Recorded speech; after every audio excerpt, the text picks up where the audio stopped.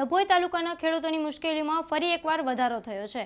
નર્મદા રાજિલ સબ minor કેનલમાં જરૂર કરતાં વધુ પાણી છોડવામાં આવતા આસપાસના ખેતરોમાં પાણી ફરી વળ્યું અને રજૂઆત કરતા છતાં પણ અધિકારીઓ નિંદ્રામાં છે। જરૂર કરતાં વધારે લેવલથી પાણી છોડવામાં આવતા કેનલના પાણી આસપાસના ખેતરોમાં ફરી વળ્યા। ખેડૂતો 3 દિવસથી રજૂઆત કરે છે, છતાં પણ નર્મદા નિગમના અધિકારીઓ પાણીનું લેવલ જાળવતા નથી અને છેલ્લા 3-4 દિવસથી કેનલમાં છોડવામાં આવતા પાણીનું રૂપ લેવલ ડાઉન નહીં થતાં ખેતરોમાં પાણી ફરી વળ્યા। અંદાજિત 150 વીઘા જેટલા ખેતરોમાં પાણી ફરી વળ્યા હતા। ખેડૂતોને ભારે નુકસાન વેઠવવાનો વારો આવ્યો છે। કપાસ, તુવેર જેવા પાકો તૈયાર કરી રહેલા ખેડૂતોના ખેતરોમાં પાણી ફરી વળ્યા છે। કેનલના 3 જેટલા કૂવામાંથી પાણી છલકાઈને પાણી ખેતરોમાં ફરી વળ્યા। કમોસમી વરસાદના મારથી નાસીપાસ થયેલા ખેડૂતો ફરી એકવાર નર્મદા નિગમના અધિકારીઓના પાપે ખેતરોમાં નુકસાન વેઠવી રહ્યા છે। આવો સાંભળીએ તેઓએ શું કહ્યું। ડભોઈ તાલુકાના રાજલી ગામે જે Rajli sub minor canal Rajli minor કેનલમાં પાણી આવે છે અને પાણી જરૂરિયાત પ્રમાણે આવતું હોય તો અમને કંઈ વાંધો નથી। પાણી બિનજરૂરી એટલું બધું આવે છે।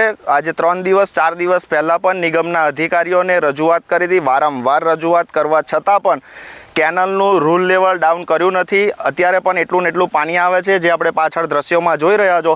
જેમ કે ઘૂંટણસમાં પાણી ભરાઈ ગયા છે। ઓછામાં ઓછું 100-150 વીઘાથી વધારે નુકસાન થઈ ચૂક્યું છે। કપાસ, દિવેલા, તુવેરા પાછળ તુવેરમાં દેખાય છે, બહુ જ પાણી ભરાઈ ચૂક્યું છે। અધિકારીઓને વારંવાર રજૂઆત કરી છતાં પણ અધિકારી કંઈ કરવા તૈયાર નથી। 2 દિવસ 3 દિવસ પહેલાં પણ કીધું હતું પાણીનું રૂલ લેવલ જેમ બને તેમ ઓછું રાખો, અત્યારે પાણીની એટલી જરૂરિયાત નથી।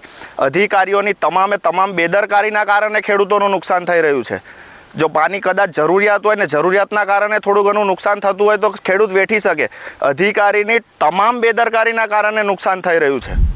રાજલી માઇનોરમાંથી જે પાણી છોડવામાં આવ્યું છે નર્મદા નિગમનું, તે ખેતરોમાં ભરાઈ ગયું છે અને નુકસાન થયું છે। ઘૂંટણ સમાનું પાણી ભરેલું છે અને રજૂઆત કરતો હોય અધિકારીઓને કોઈ સાંભળવા તૈયાર પણ નથી।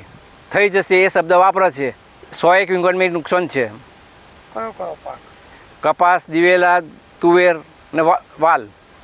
પાણી ક્યાંથી નીકળે છે? એ 3 કૂવા છે તેમાંથી નીકળે છે। ક્યાં સુધીને જાય પાણી? અરે ઘણું આગળ જતું રહે છે। પાણી જેટલું બધું ફૂલ પાણી છે તે રોકાય એવું જ નથી। ઉપર લોકો ખેડૂતો ઉપર એ કરે પણ નથી મેળ પડતો। કેનલમાં આવ્યા પછી છલકાય છે? હા, કેનલમાં આવ્યા પછી અતિશય પાણી આપવાથી જ્યારે જરૂરિયાત છે તે વખત પાણી આલતા નથી એ લોકો। આ ઘટના અંગે આપ શું વિચારો છો? કોમેન્ટ કરીને કોમેન્ટ બોક્સમાં જરૂરથી જણાવજો। અત્યાર માટે બસ આટલું જ। નમસ્કાર।